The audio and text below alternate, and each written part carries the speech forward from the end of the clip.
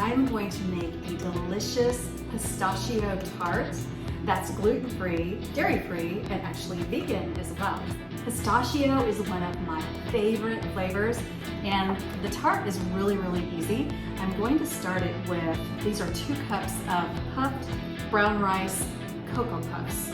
So not the sugary Cocoa Puffs, but you can use those if you want. But I love the brown rice puffs. So 2 cups go in there, and then 6 dates. Make sure they're pitted, please. You don't want to take anybody's tooth out. But 6 dates go in here. And then I need 3 tablespoons of coconut oil. I'm going to need more coconut oil for the base in just a little bit, but just a tiny pinch of salt. You always need salt with sweet things, oddly enough. It just enhances the flavor. And then I'm just going to give this a really good blitz until it's completely done and resembles fine crumbs like you would have in a graham cracker crust crumb. And so here we go. This looks about the right texture. You see in here it resembles like coarse sand, which is exactly what I want. Then I just want to take this mixture and I'm going to put it into my pie plate, and I'm going to pack it down really well. I like to use the back of a measuring cup to help me do this, and I want it evenly on the sides and towards the bottom, up the sides and on the bottom.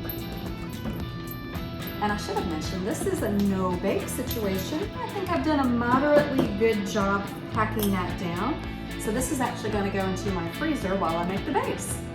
The base for this tart is equally simple, and I'm going to start it in a blender. I have soaked 1.5 cups of pistachios overnight, shelled, unsalted, raw pistachios. And like I said, pistachios are my favorite pistachio, whatever you want to call them. One of my favorite flavors. My mom used to make a pistachio bundt cake that was so delicious. We loved it as kids, and I think she honestly used a packet of that instant pistachio pudding, but it was delicious. I love the flavors, and this makes a really great tart, and it's a beautiful color. If you wanted to pull this out for St. Patty's Day, because it's this gorgeous light emerald shade of green. It's just so pretty, and with the chocolate crust, the color combination is amazing.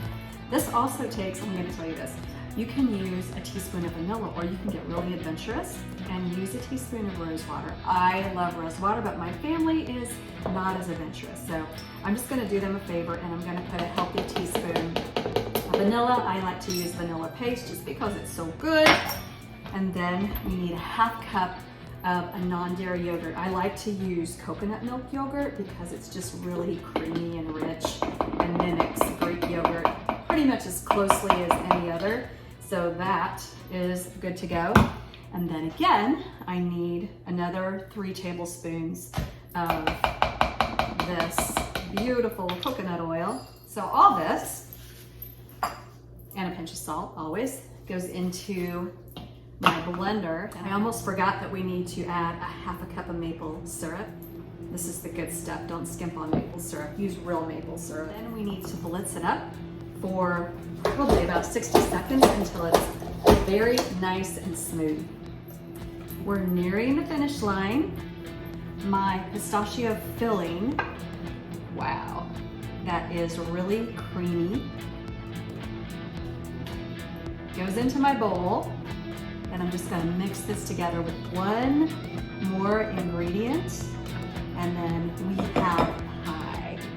To this mixture, I'm going to add one of my favorite things that I make desserts with a lot, and it's cocoa whip, which is a non-dairy whipped topping, but it's made out of coconut milk, coconut oil, and it's really great because it doesn't have some of the hydrogenated oils in it. It's made by So Delicious. You can use real whipped topping. They have those brands available too in the freezer section. It's a great thing to keep on hand. I always have a tub or 2 in my freezer because you never know when you're going to want to make something like this.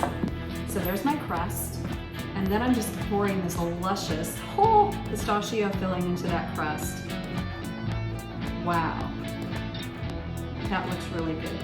Okay, yeah, that's good. Yeah. All right, this is gonna freeze for a couple of hours, and then we're going to serve some. But I've got one after ready, so let's get to it. Here's what's left of my tart because my family dug into it the other day. But let me show you how I like to serve this.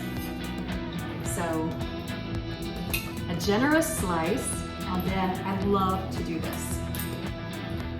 Just a tiny bit of cocoa powder, and then just go crazy over the tart, over the plate. If you have a white plate, it'll show up nicely.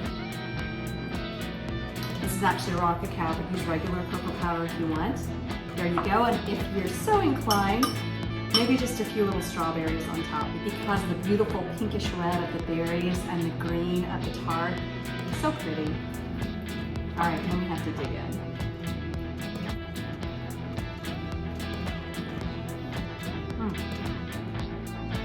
That is one delicious tart. I love that creamy pistachio against the crunchy, chocolatey crust. Just gorgeous. Dairy-free, gluten-free, and vegan. Can't go wrong. Try my pistachio tart. It's on taylorkitchen.net.